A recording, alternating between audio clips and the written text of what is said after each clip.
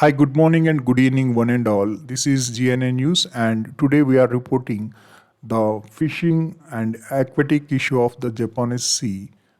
China announced a complete ban on the import of Japanese seafood after the Fukushima nuclear power plant began releasing wastewater into Pacific Ocean today. The releasing plant for months was approved as safe by the UN Atomic Oversight Body, but it faces loud opposition from Beijing as well as from local fishing communities and some members of the public in neighboring countries.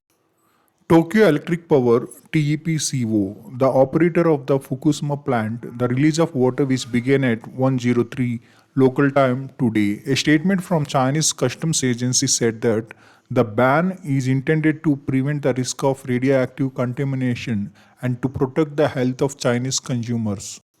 Japan plans to release more than 1 million metric tons of treated wastewater from the Tsunami-wrecked nuclear plant as part of its decommissioning process. The International Atomic Energy Agency (IAEA) conducted a 2-year review of the plant and determined it would have a negligible radiological impact. The water waste discharge is expected to take between 30 and 40 years. In a statement today, Chinese Foreign Minister accused Japan of committing an extremely selfish and irresponsible act and said that it had failed to prove the legitimacy and legality of the ocean discharge decision.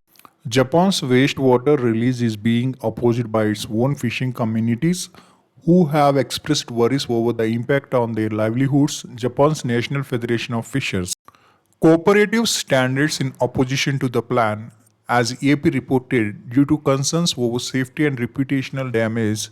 China's ban on their catch would see to bear out their anxieties. The South Korean government stated on August 22nd it sees no scientific or technical problems with the wastewater discharge, Reuters reported.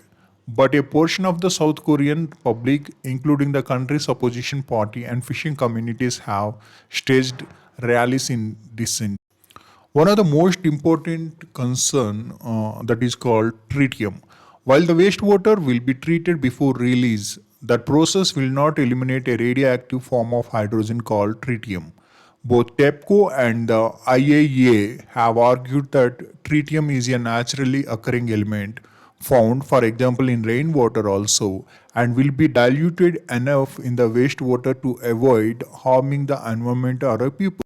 Some environmental activist groups like Greenpeace have criticized this conclusion, arguing that there has been no comprehensive assessment of tritium's biological impact.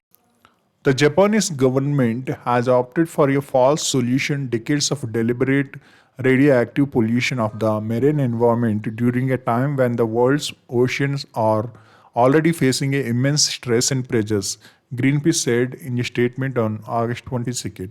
But scientists have said the perceived risks of tritium greatly outweigh in actual potential for the water release is designed to have 7 times less tritium per liter than is recommended for drinking water by the World Health Organization.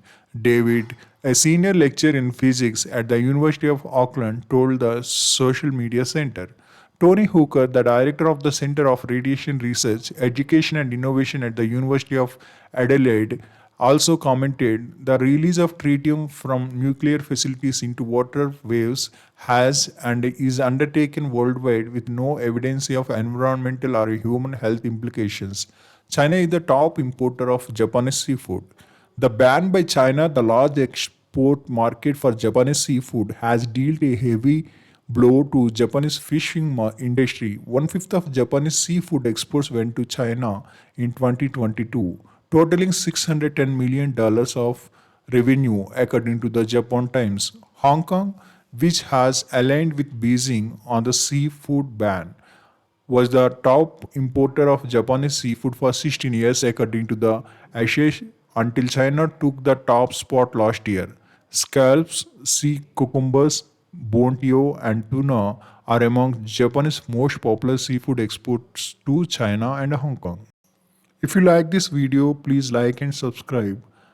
That will encourage us to produce more useful content in future. Thank you one and all for watching this video.